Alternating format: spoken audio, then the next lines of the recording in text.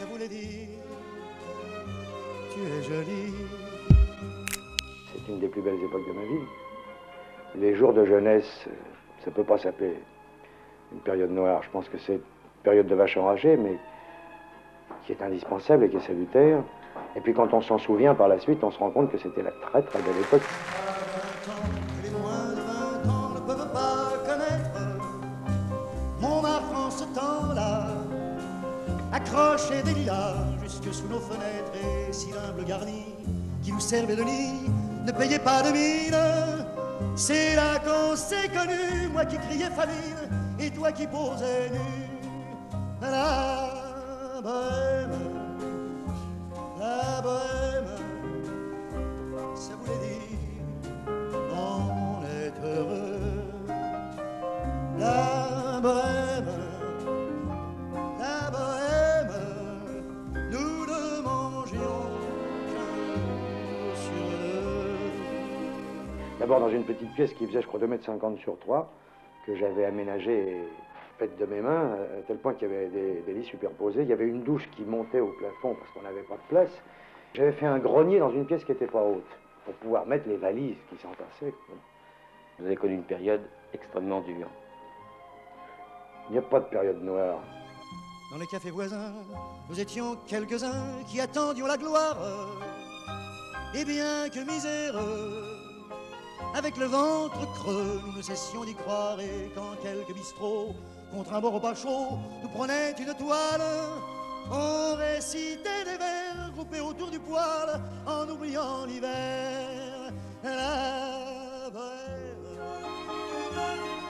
bohème, ça voulait dire tu es jolie.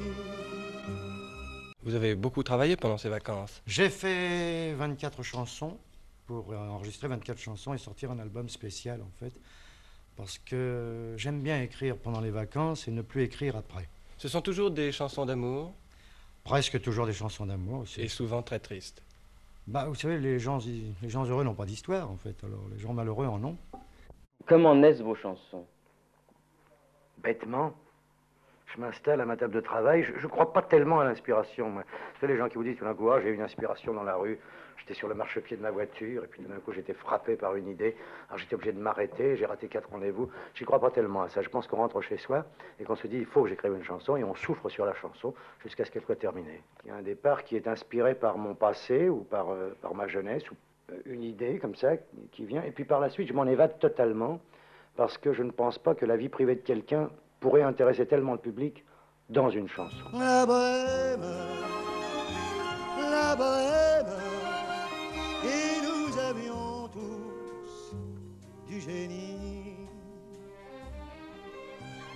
Souvent il m'arrivait devant mon chevalet de passer des nuits blanches, retouchant le dessin de la ligne d'un sein, du galbe d'une hanche, et ce n'est qu'au matin qu'on s'asseyait enfin devant un café crème, épuisé, mais ravi, fallait-il que l'on s'aime et qu'on aime la vie. J'avais un langage qu'il fallait imposer parce qu'il n'était pas facilement imposable à l'époque. Il faut quand même se reporter en arrière, se rendre compte qu'il y avait nombre de choses qu'on ne pouvait pas dire d'une part, et puis il y avait des tabous à la radio. Je parlais du corps, je parlais des sens, c'était érotique finalement, c'était sensuel et érotique. On m'appelait d'ailleurs le crucifié du traversin. La chanson française ne pourrait pas exister sans le public français. Le public français était toujours en avance sur le texte. La bohème, et nous vivions de l'air du temps. Au hasard des jours, je m'en vais faire un tour à mon ancienne adresse. Je ne reconnais plus ni les murs, ni les rues qui ont vu ma jeunesse en haut d'un escalier. Je cherche l'atelier dont plus rien ne subsiste. Dans son nouveau décor, Montmartre semble triste et les lilas sont morts. La bohème,